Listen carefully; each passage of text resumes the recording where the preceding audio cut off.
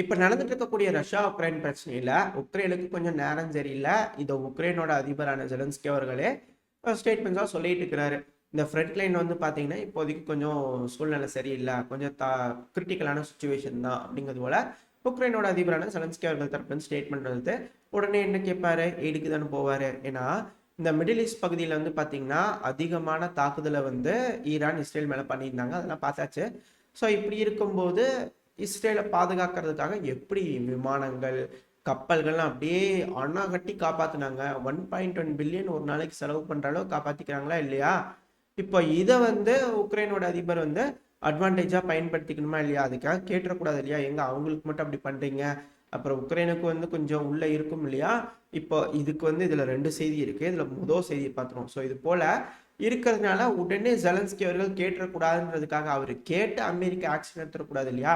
அதனால உடனே அமெரிக்காவோட தற்போதைய ஆளுகின்ற அரசாங்கம் எங்க வாங்க செனட் சபையை கூப்பிடலாம், கூப்பிட்டு உக்ரைனுக்கு ஈடு கொடுக்க பற்றி பேசலாங்க வாங்க அப்படிங்கிறது போல கேட்கறதுக்கு திட்டம் போட்டுக்கிறதா சொல்லப்பட்டு வருது. அந்த கூட்டத்தில் வந்து கூடி பேசி என்ன முடிவு எடுப்பாங்க, எங்க உக்ரைனுக்கு வந்து ஈடு கொடுக்கலாமான்னு கேட்டா இல்லைங்க முடியாது அப்படின்னு ரிப்பப்ளிகன்ஸ் தரப்பு சொல்லுவாங்க. ஸோ அப்படி நடக்கும்போது காரசாரமான விவாதங்கள் நீங்க தான் காட்டணும், உக்ரைன் தோத்ததுக்கு நீங்க தான் காரணம், இது ஒரு மிகப்பெரிய டெமோக்ரஸிக்கு இழந்த இழப்பு அப்படிங்கிறது போல பல வகையான காரசாரமான விவாதங்கள் பேச்சுக்கள்லாம் இருக்கும். இதெல்லாம் அப்படிங்கிறது போல ரிப்பப்ளிகன்ஸ் கேட்டு போயிடுவாங்க. ஸோ இப்படி இருக்கும் பட்சத்தில் அதுக்கப்புறம் உக்ரைன் தரப்புல வந்து அமெரிக்கா கிட்ட கேட்டாங்க, ஏங்க அவங்க கிட்டனாங்க என்னங்க சரி பார்த்தாச்சுங்க, இந்த எதிர்கட்சி இருக்கிறவங்க ஒத்துக்க மாட்டுறாங்க, நாங்க என்னங்க பண்றது அப்படிங்கிறது போல ஹேண்ட் வாஷ் பண்ணிக்கலாம். திரும்பவும் அமெரிக்காவோட அதிபரான ஜோ பைடன் அவர்களுக்கு ஒரு ஆப்ஷன் கிடைக்குது இல்லையா? ஏன்னா கடைசியில ஒரு நாடு இன்னொரு நாடோட போட்டிருக்கிற ஒப்பந்தப்படி கொஞ்சம் செயல்படும் முறையில பிரச்சனையா இருக்குன்ற பட்சத்துல கடைசியில என்ன நடக்கும், எதிர்கட்சி ஒத்துக்கலீங்க அப்படிங்கிறதுல சொல்லிட்டு போயிடலாம் இல்லையா? அதுக்காக கூட சில நேரங்கள்ல எதிர்கட்சி இருக்கிறது உண்டு சில நாடுகள்ல. ஸோ அது போல இப்போ இது வந்து பயன்படுத்திக்குவாங்க அப்படிங்கிறது சொல்லப்பட்டு வருது. ஆனா ரஷ்யாவோட ஊடகங்கள்ல என்ன சொல்ல வராங்கன்னா, இப்ப நடந்திருக்கு இல்லையா, இது 2வது செய்தி.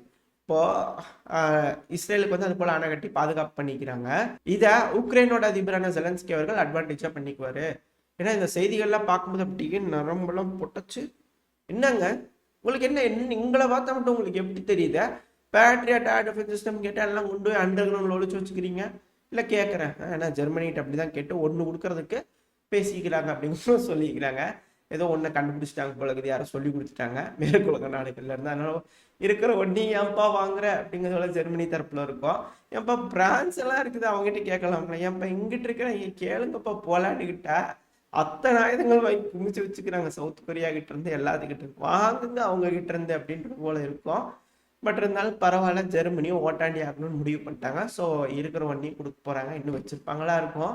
பட் இது ஒன்று சிக்கிடுச்சு உக்ரைனோட கண்ணில், ஸோ கொடுக்குறதா சொல்லிட்டாங்க. ஸோ ஓவராக பேசி மொக்க போட விரும்பல, மெயினான விஷயத்துக்கு வந்துடுறேன். ஸோ ஜெலன்ஸ்கி அவர்கள் என்ன செய்வார், என்னங்க இது அநியாயமா இருக்கு, இஸ்ரேலுக்கு பில்லியன் கணக்கில் செலவு பண்ணி காப்பாத்துறீங்க, அப்புறம் நாங்கள் நிறுச்சுவோம், எங்களை வந்து காப்பாற்றுக்குவாங்க மரியாதையா அப்படிங்கிறது போல உக்ரைனோட அதிபரான ஜெலன்ஸ்கி அவர்களுக்கே இல்லாத ஒரு ஐடியாவை கூட ரஷ்யாவோட ஊடகங்கள் கொடுக்குற மாதிரியான செய்திகள் எழுதிட்டு இருக்கிறாங்க.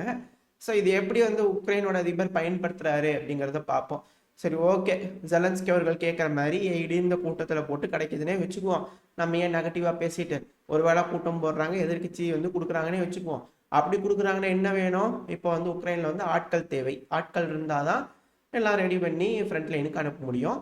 ஸோ அந்த ஒரு இதுக்காக இப்போ உக்ரைனில் இருக்கக்கூடிய ஆண்கள்லாம் பெருவாரியானவங்க என்ன பண்ணிக்கிறாங்க, மெடிக்கல் சர்டிஃபிகேட் கொடுக்குறவங்களுக்குலாம் காசு கொடுத்து, ஐயோ நான் மனநல பாதிக்கப்பட்டவன், எனக்கு அப்படியே ஆயிடுச்சு, எனக்கு கை கால் ஊனும் அப்படிங்கிறதோட சர்டிஃபிகேட்லாம் வாங்கி வச்சுக்கிறாங்க இல்லையா? ஸோ அதெல்லாம் பார்சியலாக ஃபிட்டாக இருந்தாலுமே இனிமேல் ஃபிட்டு தான்ப்பா நீ மிலிட்ரிக்கு, இந்த மாதிரி பார்சியல் ஃபிட்டு அண்டர் ஃபிட்டுன்னு சொல்லி வாங்கியிருப்பாங்களே அவங்கள திரும்பவும் மெடிக்கல் எக்ஸாமினேஷனுக்கு போகணும் அப்படிங்கிறது போல உக்ரைன் தரப்பு திரும்ப திரும்ப போகிற சட்டம் தான் திரும்பி போட்டிருக்காங்க. இதனால பல ஆண்களையும் பிடிச்சிட்டு கொண்டு போய் தகுதியற்றவர்கள் அப்படின்னு சர்டிஃபிகேட் வாங்கியிருந்தா கூட திரும்பி போய் ஒரு தகுதி ஆயிடுச்சு உனக்கு போய்ப்போ அப்படின்றது போல அனுப்பி விட்டுருவாங்க அப்படிங்கிறத சொல்லப்பட்டு வருது. சரி ஓகே, இதுல இருக்கக்கூடிய ஒரு சில முக்கியமான விஷயங்கள் வெளிவர ஆரம்பிச்சிருக்கு. என்ன அப்படின்னா, இப்போ மொபைலைசேஷன் சொல்லி அதிகமான ஆண்கள் பெண்களை பிடிச்சிட்டு போய் ட்ரைனிங் கொடுத்துட்டே இருக்கிறாங்க இல்லையா? இது ட்ரைனிங் கொடுக்கறதுனால மேற்குலக நாடுகளுக்கு தான் ஆபத்து, அவங்க தான் அதிகமாக பயப்படுறாங்க அப்படிங்கிறது போல சொல்லப்பட்டு வருது. ரஷ்யாவுக்கு இதனால பெருமளவில் பயம் இருக்கிற மாதிரி தெரியலீங்க அப்படிங்கிறது போல அரசல் புரசலான செய்திகள் வந்துகிட்டு இருக்கு. இது ஒரு ரூமர்ஸ் தான், இதோட உறுதித்தன்மை தெரியாது. இதுல ஒரு லாஜிக் இருக்கிற மாதிரி இருக்கு, அதனால நான் உங்ககிட்ட சொல்றேன். மேபி நீங்க யோசிச்சு பார்த்து எது சரி எது தப்புங்கிறத அலசி அரைஞ்சு எடுத்துக்கோங்க. இதுல என்ன சொல்ல வராங்க அப்படின்னா, அதாவது உக்ரைனோட அதிபர் அதிகமான ஆட்களை வந்து இது போல மிலிட்டரி ட்ரைனிங் கொடுக்கறதுனால மேற்குலக நாடுகளை பயன்படுத்தி பயன்படுத்தி எய்டுகளை வாங்கிட்டு இருக்காரு, அவருக்கு வேணுங்கிற காரியத்தை சாதிச்சுக்கிறாங்க அப்படிங்கிறத சொல்றாங்க. இதனால என்ன ஆயிர போகுது அப்படின்னு கேட்டிங்கன்னா, இப்போ ட்ரைனிங் கொடுக்குற ஆண்களை பெண்களை வந்து ஃப்ரண்ட் லைனுக்கு அனுப்பணும்னு நீடு கிடையாது. இது போல உக்ரைனில் இருக்கிறவங்களும் ஒரு கட்டத்துக்கு மேலே அதிகமாக ட்ரைனிங் ஆயிருப்பாங்க இல்லையா? ஸோ அதிகமாக ட்ரைனிங் ஆயிருக்கிறதுனால ஒரு வேளை இந்த மே 21க்கு அப்புறம் இந்த இடத்துல வந்து ஒரு ஆட்சி மாற்றம் வருது, ஏதோ ஒன்று நடக்குதுன்னு வச்சுக்கோங்க. அப்போ புதுசாக ஒரு நபர் வந்து அங்கே உட்காந்து ரஷ்யாவோட கை கோத்து இணக்கமாக போய் அந்த உக்ரைனியை வந்து ரஷ்யாவுக்கு எல்லாம் நாங்கள் நட்பாயிட்டோம், எல்லாம் ஃப்ரீஸ் பண்ணிக்கலாம் கொடுத்துருங்க, ஒன்றும் பிரச்சனை இல்லை, நாங்கள் சுமூகமாக போய்க்கிறோம் அப்படிங்கிறது போல எல்லாம் முடிச்சிட்டாங்கன்னா, அந்த டைமில் அங்கே இருக்கக்கூடிய ஆண்கள்லாம் மிலிட்ரி ட்ரெயின்டாக இருப்பாங்க. அது மட்டும் இல்லாமல் அவங்களுக்கு வேலை வாய்ப்பு இருக்குமா? ஏன்னா உக்ரைன் ஒரு போர், மிகப்பெரிய போரில் ஈடுபட்டிருக்கு. ஸோ எக்கனாமி வந்து ரொம்ப அதல பாதாளத்தில் இருக்கும். அங்கே இருக்கக்கூடிய ஆண்களுக்கு வேலை இருக்கா, பணம் இருக்கா, இது போல் ஏகப்பட்ட கேள்விகள் இருக்கா இல்லையா? ஸோ அந்த ஒரு காரணத்தினால அங்கே இருக்கக்கூடிய மக்கள்லாம் தீவிரவாதிகளாக மாறதுக்கு வாய்ப்பு இருக்கு. அதை ரஷ்யா அட்வான்டேஜாக பயன்படுத்தி அவங்கள free legion of Poland, free legion இல்லைன்னா அவங்க தீவிரவாதிங்க தீவிரவாத தாக்குதல் பண்ணிட்டாங்க அப்படிங்கிறது போல உக்ரைனில் இருக்கக்கூடிய நபர்கள் யூரோப்புக்கு வந்து ஒரு மிகப்பெரிய அச்சுறுத்தலாக மாறிடுவாங்க அப்படிங்கிறது போல சொல்லப்பட்டு வருது. இதில் ஒரு லாஜிக் இருக்கிற மாதிரி தெரியுது. அந்த ஒரு காரணத்தினால தான் மொபைலைசேஷன் பெருமளவில் மொபைலைஸ் பண்ணிட்டு இருக்காரு ஜெலன்ஸ்கி அவர்கள். இதனாலேயே உக்ரைன் தோக்கக்கூடாதுன்ற ஒரே காரணத்துக்காக மேற்குலக நாடுகள் அதிகமாக ஃபண்டிங் கொடுப்பாங்க.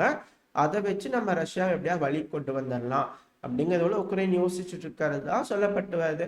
இல்லை எந்த அளவுக்கு உண்மை அப்படிங்கிறது தெரியல. அப்புறம் திரும்பவும் நம்ம இப்போ கள நிலவரத்துக்கு வந்துடலாம். இந்த கள நிலவரத்தில் வந்து பார்த்தீங்கன்னா செசிவியார் பகுதி இருக்கு இல்லையா, பக்முட்டுக்கு புறநகரத்தில் இருக்கக்கூடிய அடுத்த மிகப்பெரிய ஒரு பொசிஷன். இந்த செசிவியாரில் வந்து பார்த்தீங்கன்னா சமீபத்தில் சில பகுதிகளை வந்து அவங்க இழந்துட்டாங்க உக்ரைன் தரப்புலேருந்து. இது உக்ரைனோட மீடியாக்களே சொல்ல ஆரம்பிச்சுக்கிறாங்க. அதுவும் உக்ரைனோட 67வது பிரிகேட் இருக்கிறாங்க இல்லையா, அவங்க வந்து சில பகுதிகளை இறந்துட்டாங்க.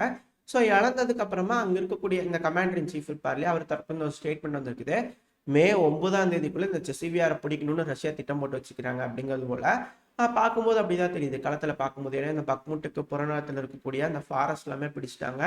இந்த செசிவியாரோட இந்த சின்ன பகுதி இருக்கு இல்லையா, அந்த கால்வாய் மாதிரி இருக்கு, அந்த கால்வாய்க்கு இந்த பக்கத்தில் ஒரு சின்ன பகுதி இருக்கு, அதை நேராக போய் அடிக்கணும்னு நீட் இல்லை.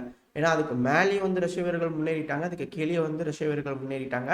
பக்கவாட்ட அந்த ஃபிளாங்கிங் அட்டாக்ஸை வந்து ஸ்ட்ராங் பண்ணுறதுக்காக ரஷ்யா அந்த புடானிவிக்காவா அதையும் அவங்க கட்டுப்பாட்டுக்குள்ள எடுத்துட்டாங்க. ஸோ அதுலேருந்து அதுக்கு மேலே வந்து பார்த்தீங்கன்னா கலினிவுக்கான ஒரு செட்டில்மெண்ட் இருக்கு. இப்போ அந்த செட்டில்மெண்ட் கூட கிரே ஜோனுக்குள்ள வந்துருச்சு. கிரே ஜோன் அப்படின்னா அங்கே சண்டை நடந்துட்டு இருக்குன்னு அர்த்தம். ஸோ கூடிய சீக்கிரத்தில் அதுவும் அவங்களோட கட்டுப்பாட்டுக்குள்ள வந்துச்சுன்னா செசிபியாரை மே 9 பிடிக்கிறதுக்கு வாய்ப்புகள் அதிகம் அப்படிங்கிறது புரிஞ்சுக்க முடியுது. ஏன்னா ஒரு ஒரு ஃப்ரண்ட் லைன் இருக்குது அப்படின்னா அதை நேராக போய் முட்டி முட்டி அடித்து உடைக்கிறதுங்கிறது கொஞ்சம் சிரமமாக இருக்கும்.